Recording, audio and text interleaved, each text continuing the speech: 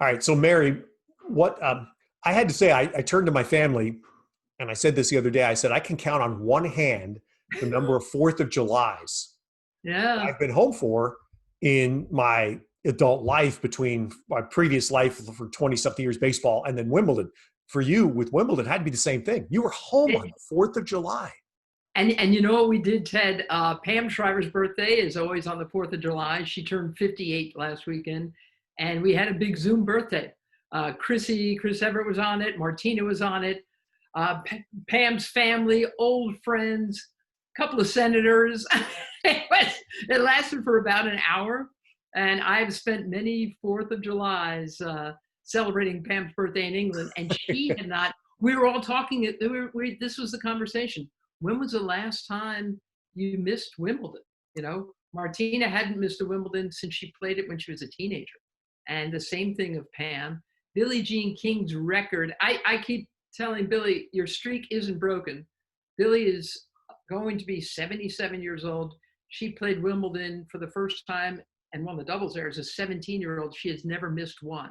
I don't think a streak gets broken if it's not held, right? Oh. What's the deal with that statistically? Well, no, that's right. That's right. If there was no competition held, you didn't miss Good. anything, right? They Correct. missed. You didn't miss. Cor- What do you miss? Correct. What are you missing most about it this year? What are you missing most about Wimbledon? What am I missing about Wimbledon? I'm missing, look, I didn't go to the Australian Open either because I was on the first week of the Australian Open 2020. I became a grandmother for the first Mhm. time. And now you're a grandfather for the third time. So congratulations to you. So I have really not seen a lot of tennis live this year, Ted. Yeah. Uh, Very little. So we both have, this job of ours has allowed us to travel the world. I've been in the same place, Naples, Florida, since early March. Um, so I more than anything, I think I just miss bouncing around. Don't you? Yeah. Yeah. And I think that's what we're all going through Yeah. because I said this, Mary, I spent a long time on the baseball merry-go-round. Yeah. I finally got off it um, in the late 2000s, and a large part was because of my growing involvement with tennis. So I always thought, I don't think I could ever do this. Once I got off the merry-go-round and stayed off it for a couple of months, I looked Yeah. back up and I go, how did I do that many years? I really did. I mean, how did I do I believe you. 150 baseball games a year for 20 something years in a row? It's absurd. And there's a little bit of that thought, a little bit creeping in for me after 4 months of this is, the constant bouncing around. You've done it with all of your work between tennis and Olympics. It's Mhm. insane what you do.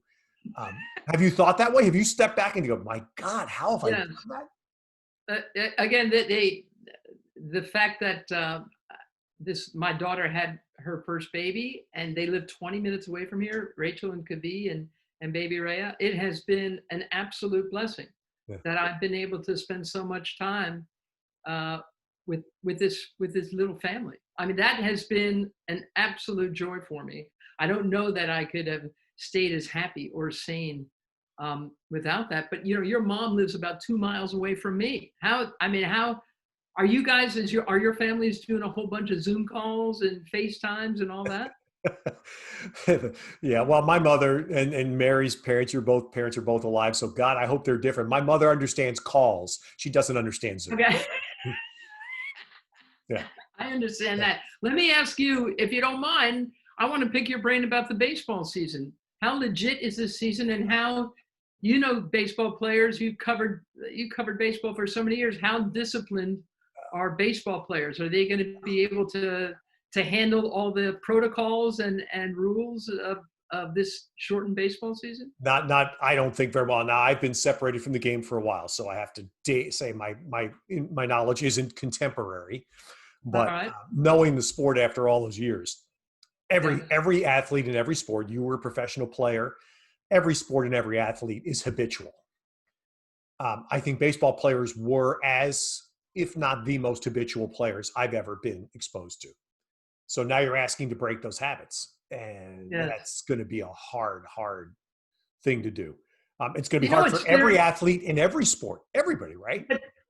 But Ted, baseball players are even being asked not to use any form of chewing tobacco or sunflower seeds. I mean, it's the minutia of the rules that baseball is supposed to follow to have a successfully safe, shortened season. I'm reading that thinking, man, this is not going to be easy. And I live in Florida, where I mean, it's the Wild West here, and there are so many athletes here. So many athletes are training in my state of Florida for the U.S. Open, and Governor Cuomo announced that Florida, because we're on fire here. People are doing whatever they want. The masks are, they're recommended, they're encouraged. You don't have to wear. There are 19 states now that Governor Cuomo says that if you want to travel from those states to New York, you have to quarantine for 2 weeks.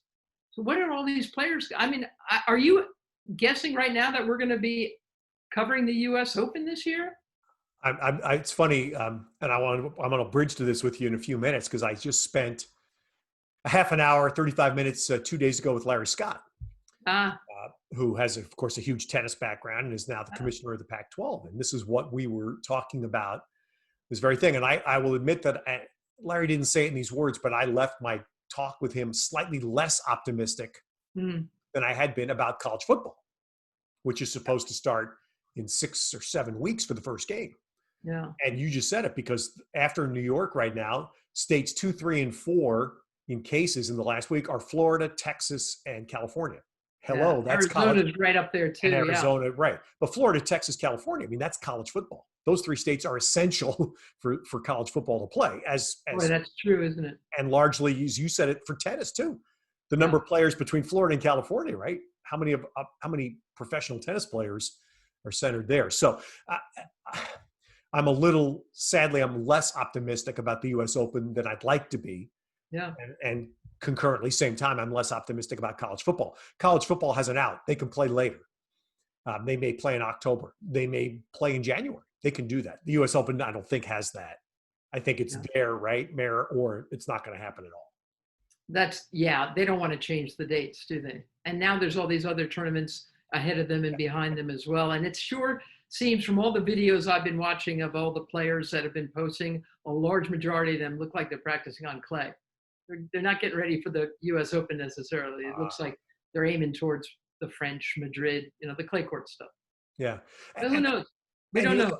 And so tell me how this is, because I've said this, it's rubbed me the wrong way, and it's just me, and I may be off base here, but when the first announcements came out, it's probably a month ago, about the U.S. Open trying to play, moving Cincinnati, putting in the protocols, the hotel at the airport, etc., and the number of top players who griped about that, and the couple of players I can't come without my entourage. And I was just floored, because tennis has done so many good things during the pandemic, right? So many players have stepped up, most notably Coco Gauff's speech, and done great things. And now the self-centeredness that shined in that time, with all the unemployment, right? Just within tennis. Look at all the people within tennis that are unemployed.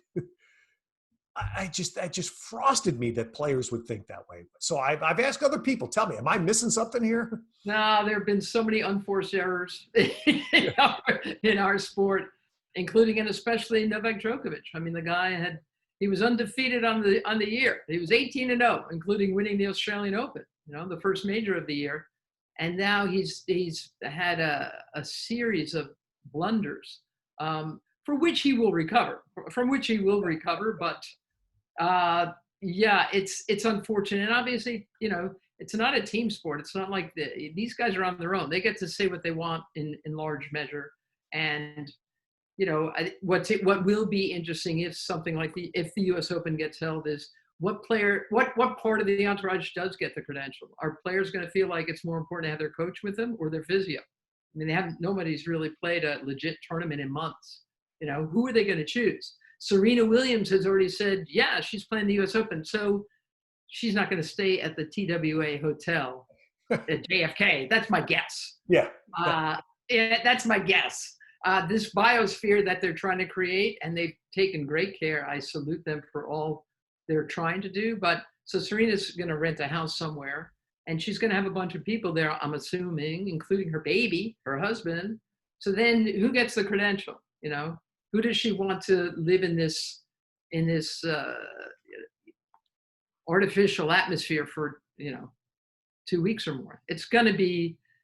Yeah, but yeah, I'm with you. That was really bad form for these players to say that the measures were too extreme. The only way you could possibly hold something like the U.S. Open is to take extreme measures, and even then, nobody knows if that's safe enough, right? And Mayor, it's hard, and we've gone away from Wimbledon, but it's hard to not look at the contrast as an American and go, what the heck is happening to us when we talk this way about the U.S. Open, and Yeah, yet a couple of weeks after that, the French Open is going to play, yeah, and virtually all the players are going to be there, and they're talking about spectators, right? yeah. They're talking about the spectator too. Well, they look. The French Federation spent an absolute fortune putting a roof on top of their main court Chatrier. So they're looking to get that money back somehow. But again, the introduction of fans into what's already of the four majors. We've been to the French Open so many times. It's got the smallest footprint, physical footprint. And you know what it's like when it starts raining and they're always looking for somewhere to go to get out of the rain, and there's really not a lot of room there. So the fact that there is a roof where people can huddle and wait out rain and stuff like that. The other part of that, the French Open is it'll get darker earlier there. Yeah. So they've added more courts to the outside courts. Sounds like they've got 8 lighted courts now, as well as the main court. So they have been very forward thinking. They claimed their spot on the calendar almost at the beginning of the pandemic, didn't they? Said, all right, the French Open, instead of playing the last week in May, first week in June, we're going to take the end of September. And people like me said, where are you coming up? What do you mean you're just taking those weeks? Like, how can you make such a declarative statement? But they did, and it stuck. And it sounds to me like an awful lot of men and women, professional players, want to play it. Yeah, I think, Mayor, I think the French Federation's decision, and at the time, I know I said this, I was just thrilled that somebody was willing to say, we're going to play in Yeah, the midst of all the uncertainty. And yeah, it was a land grab. There's no question about it. It's going to turn out, I think, to be a pretty smart one. And they've had to move 1 week off their original, right. stake. But still, that's going to turn out to be, I think it's going to turn out to be a pretty smart move, don't you?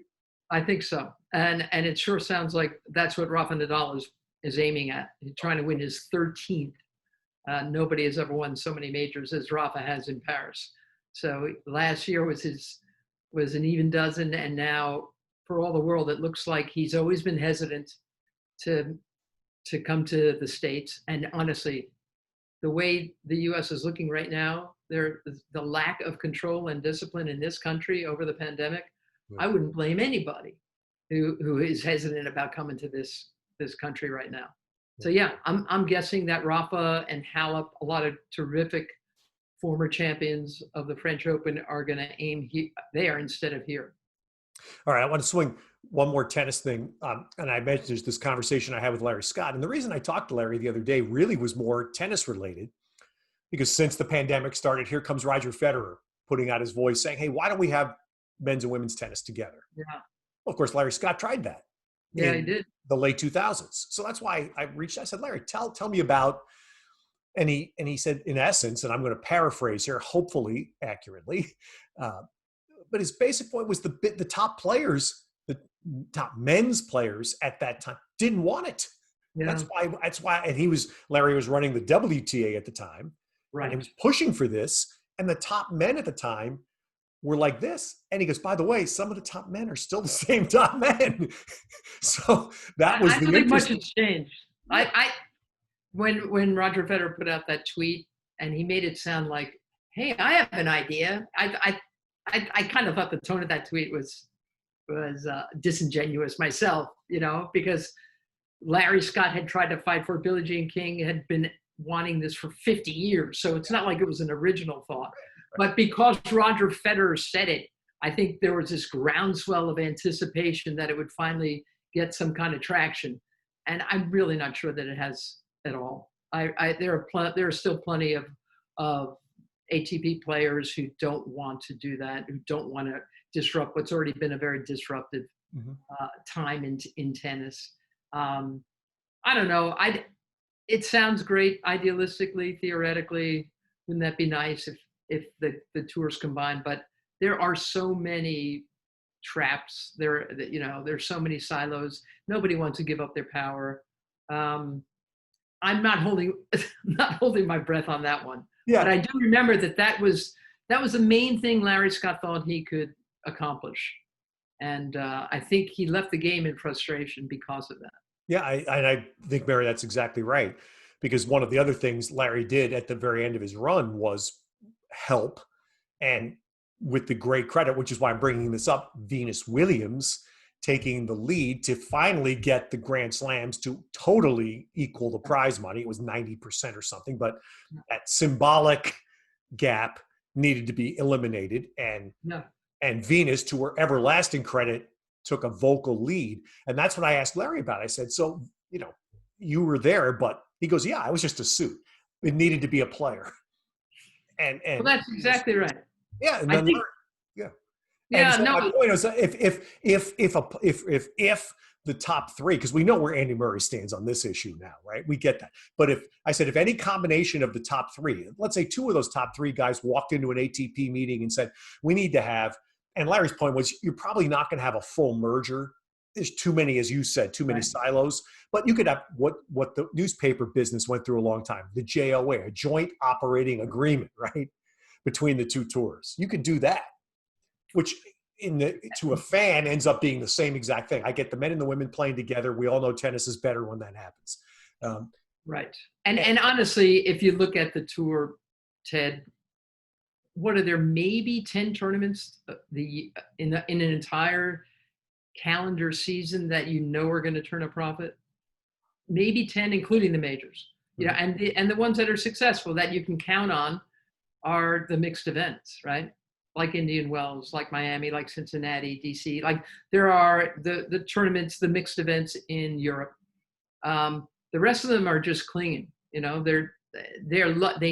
need a good field. They need not to have to pay a fortune in guarantees to get somebody at their tournament who ends up losing in the second round, and then TV rights and all of that. I mean, yeah, would it be better? Would the product be better? Would it be better for consumers to have a joined tour? Yes, but then think about all those other problems. How about at Wimbledon, Center Court Wimbledon, the main Court 1 Wimbledon, it's 2 men's matches and 1 women's match. And the reason is because men play 3 out of 5 sets. So how do you get equal time for the women on the show courts at these events? How do you get equal TV time?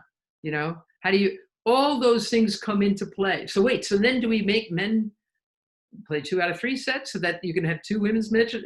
Think about all of the things that, if you're at a table banging your shoe on the desk, demanding things, it comes down to that kind of stuff where the men are just going to say, no, that's just not going to happen. Or we can't help it if our sponsors are bigger than your sponsors and our TV rights are better than your TV rights. So as I said, I was never that convinced that anything was really going to come of the Roger Federer tweet this year.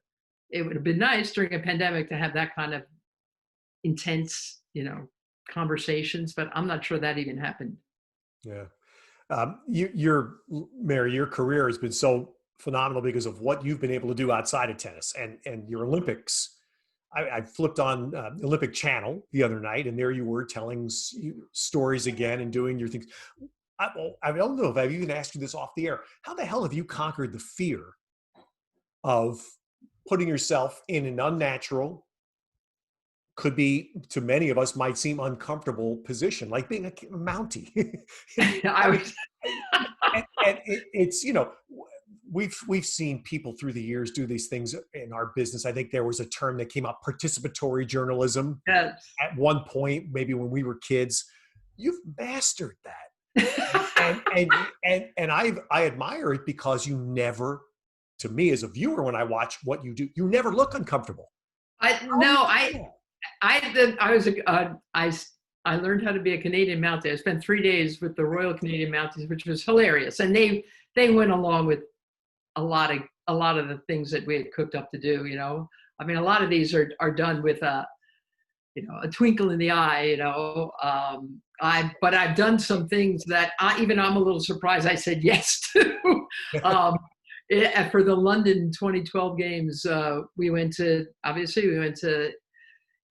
all of Great Britain, and we went to Wales, and I did something called bog snorkeling, which is the single most disgusting thing I've ever done. This tiny town was trying to make itself known. It was the smallest town in all of Great Britain. And all they had, one alcoholic evening, a bunch of guys said, well, what do we have? How can we get tourists here? What do we have in this town? And all they have is bogs, which are disgusting, swampy. So they decided to hold an annual bog snorkeling contest where they made a lane and they timed you going back, and I bog snorkeled. And there are like snakes and crabs and all manner of disgustingness, but I did it. And I actually have, if you'll excuse me for one moment. Yeah, there's I just to prove to you. Yeah. Can you see this? Oh, look at that. It's my bog snorkeling. I finished the race, and I was on the podium. I was on the bog snorkeling podium, Ted. What anthem did they play? That's what I want to know. Get up there. It was, I believe that it was a Looney Tune. Yeah, exactly. Yes. Anyway, yeah, so it's true. I like running around the planet. That's what we were talking about before. I miss just looking at this magnificent planet. I'd already done some features for the Tokyo Games. Mm-hmm. I learned how to be a samurai warrior. I was outstanding, as you can imagine. I mastered sumo wrestling as well. That I want to see. Yeah, it's something to see. There's actually a 1 year out. Mike Tirico is hosting. Maybe it's already run. I haven't seen it, but one of my features was going to run in the 1 year to Tokyo 2021 now, and I think they were showing the samurai. I learned what it takes to be a samurai warrior, and God, it was wonderful. It's fun stuff. And that's the other thing, because right now we would all be packing. You might have already been there. We'd be getting ready to go. Yeah. And so I get this question a lot, and maybe more than I thought I would. I don't know if you do. People keep asking me, do you think it's going to happen next year? Yeah. The question is better than the answer. Right. I have talked to people at NBC production who say that it's like the U.S. Open right now. Right now, there's a green light.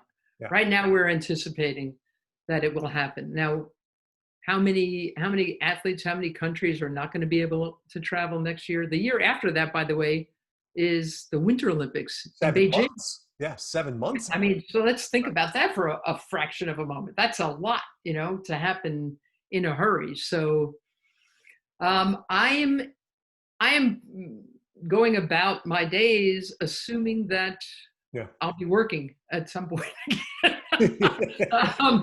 I assume that's going to happen, but it will be so different, I think, right? It'll be just everything will be different.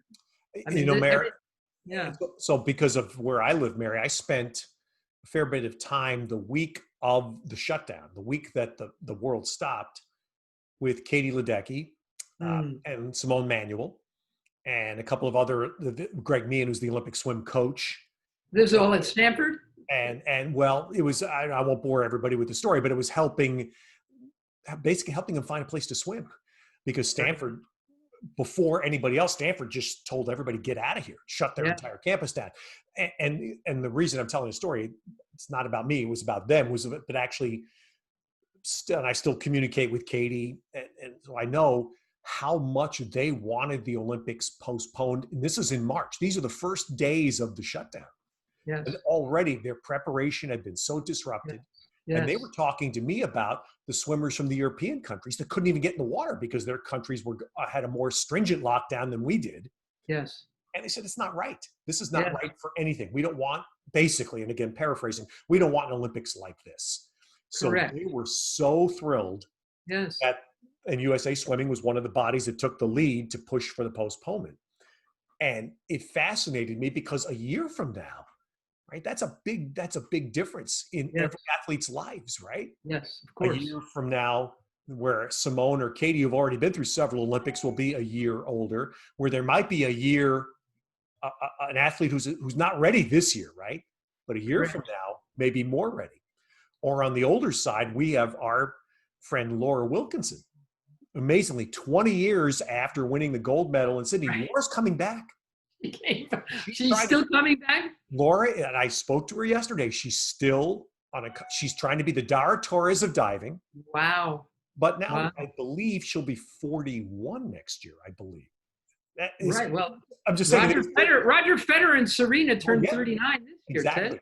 Venus Exactly. is 40 years old. I mean, it's interesting what this is. And by the way, I did a Canadian podcast with a friend of mine who said that that's been the big problem with the hockey players. They haven't been able to get on the ice. So yeah, water is a concern, Yeah. whether it's in whatever state. And he said it's been the biggest compromise, for they weren't even able to practice for months. So, but what has been heartening to me about this is watching uh, players like Naomi Osaka and Coco Gauff really step up. Players who, especially Naomi, who's always been pretty sort of awkward socially and is kind of shy and inward, and she has found her voice in this pandemic. I think there's the Yeah. growth of both Coco and Naomi in this pandemic. I think it will do them both an awful lot of good. Coco there was a famous story about her, is that her father kind of had to walk back because she mentioned that she had gotten depressed from becoming so famous so fast. And he said, well, she didn't mean clinical depression, all that. But in this time of this pandemic, Coco has become an activist, just like her grandmother. She's become, she is taking a stand. Yeah. She's a very big part of Black Lives Matter. And interestingly, I've been talking to Billie Jean King a lot during this whole thing, and just getting counsel from her and listening to what she thinks. And it's Billie's contention that for a lot of these athletes, particularly athletes of color, where it used to be shunned, like Muhammad Ali paid for his politics, and Bill Russell, and all these players through the years who've had to pay a price for speaking out. Billie Jean's got it in her head that now it will be a part of the athlete's brand to speak out. Nike will want you to take a stand, Colin Kaepernick, who, Roger Goodell basically said, look, we made a mistake, 4 years ago, whatever. Billie truly believes that players like Coco and Naomi Osaka have had this exponential personal growth in this time. And I think she might be right. That's great. That's a great point. I hadn't thought about that. Yeah. You're right. I mean, I saw the Coco Gauff speech like you did, like we all did I was blown away. Yeah. How proud must her parents be, Yeah. that 16-year-old that could stand up and speak at that time, this time for our country, and speak with that poise. Yeah. Oh my God, it was incredible. Hey, let me blend Olympics and tennis together here. So Okay. I have been a person who's believed through my experience with both that there are Olympic sports and then there are sports that are in the Olympics. Okay. Okay. Where are you putting tennis? So my point for you, I want to hear you talk about this. So for example, basketball, not an Olympic sport that's in the Olympics, right? Swimming, Olympic sport. That's the ultimate prize. And that's my measure. The ultimate prize in your sport is to win an Olympic gold medal. I see what you're saying. So when tennis came along in the 90s into the early 2000s, I'm like, come on, it's a sport in the Olympics. That's great. But then I see and watch the reactions of players in various countries to winning an Olympic gold and what it means to them and to their country. And I admit I've changed on tennis. I've totally changed. Yes. Last point, 2000 Summer Games in Sydney, and I'm assigned to call baseball. And the United States shocks by winning a gold medal. And as the players stand on the podium and the flag goes up and the anthem is played, there are players who've played in Major League Baseball, including one player who had 2 World Series rings already, crying. Yes. Crying, tears running down their cheeks. Tommy Lasorda, who thought he was going to get a medal, didn't understand in the Olympics coaches don't get medals. Tommy had to stand off to the side, tears coming down his cheeks. Yeah. And that moment said that was it. They understood the power of that. So my point is, I love the fact that so many, and right now in America, you have a lot of the women that want desperately to play Olympic tennis, right? Yet Yes. we have some men, and I wish I could just shake them a little bit. They dismiss it. It's inconvenient. That's the take I get from a couple of them, right? It's inconvenient. That fries me. Well, honestly, when tennis became a medal event again, it had been in the beginning, and then it went away from that, and then it became a medal sport. That's when Russia started putting so much time and money and coaching into their Russian tennis players. I mean, that created a whole, because in Russia, obviously medals, and we've seen to what extreme they'll go to win medals. Uh, but it became a very important sport for Russia. And I, I mean, I've gotten to call a bunch of Olympic tennis. I was there when Andre Agassi, who was having an otherwise subpar 1996, won Olympic gold. He beat Sergi Bruguera in the final in Atlanta. That was the year Lindsay Davenport, our great friend, won there too. And her father had been an Olympic volleyballer. So it meant the world to her. I think things really started changing. I know, like Yevgeny Kafelnikov, for him to win gold, for Elena Dementieva, that another Russian, to get on the podium playing tennis. I mean, for some people, I think Novak Djokovic, all he wanted to do was win gold for Serbia. We know how nationalistic, how much it means to Novak to be a Serb, and winning Davis Cup for his country, what, 2010, 11? I mean, that the whole country now started playing tennis. I mean, Rafa Nadal he played in Rio. He shouldn't have even been playing. His wrist was bad, but he won gold with his buddy, and and Mark Lopez. And you would have thought he'd won the biggest title in the world. Roger Federer, I think one of his big goals for this year was to win Wimbledon. He was 2 match points from doing that last year against Djokovic, and he wanted to win Olympic gold in singles. He won it in dubs in Beijing with Wawrinka. Venus, I think, has hung around to play one more Olympics. Serena, they understand. I remember Zina Garrison telling me, along Pam Shriver has said very much the same thing, because they've won Olympic gold in dubs. And Zina said she was always trying to get kids going in her programs, her junior programs, her tennis programs. And all she had to do was pull her Olympic medal out of a baggie and show those kids. And all of a sudden their eyes lit up, because no matter what sport you play or how interested or disinterested you are in tennis, if somebody shows you that they won an Olympic medal from it, it means the world. So I think the Olympics, I think it means, when people just measure the greatness of somebody by the number of majors, I don't think that's true. I think you have to measure Olympics. You have to measure consistency, Masters wins. It's become a huge thing. I happen to love tennis at the Olympics. I do think, though, to your point, it's not really a team sport. I mean, it's just the same old, it's a bunch of players in a draw. So you're not playing for your team. You're not cheering on necessarily your American teammates or your Spanish teammates. Right. You're trying to win for yourself. So that's the distinction I would make. And I think there could be a way you could change that so that it's more of a team event. Oh, that's interesting. Now, that I hadn't thought of, because the point you just made, I said, I think it was a Fed Cup some years back, and I had a chance to talk to Elena Dementieva. Yeah. And you go through this thing, say, well, she played in French Open final, never could win a major. I won Olympic gold. Yeah. She considered that a major, right? No, you bet. You bet. And that Venus Williams has always said, when she's introduced on court, she wants her Olympic achievements. And hopefully she's, I think, going to hope that she gets chosen to play with Serena next summer in doubles, because that would be 6. And that would be an extraordinary, any athlete playing in 6 Olympics would be extraordinary. But the team thing, that's a fascinating thought. I've never thought of that. Yeah. And the other thing, again, there are some sports like, and Michael Phelps, and you know him well. I don't know him that much, but there are so many, he's won so many golds and so other colors as well, but there are so many events he's in. It's not for so many Olympic sports. They got one shot at the one. They don't get to. There aren't relays and that's their shot. So I think that's why I feel so much for all of the Olympians who had to sit down this year.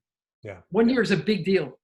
You know what? That's Yeah, I think that's kind of been my sense off my experience too. All right, I've kept you long enough, Mary. Thank you. I've got to tell you, my great discovery, is a new fellow New Yorker, you'll appreciate this. My great What's that? discovery during this pandemic is Coors Light 30 pack for $19. That's my unemployment beer. That fits the budget really nicely. So I'm sure that in the lovely burg of Naples, Florida, you can find the same. I look forward to the time when we get to blow the suds off a couple in person again.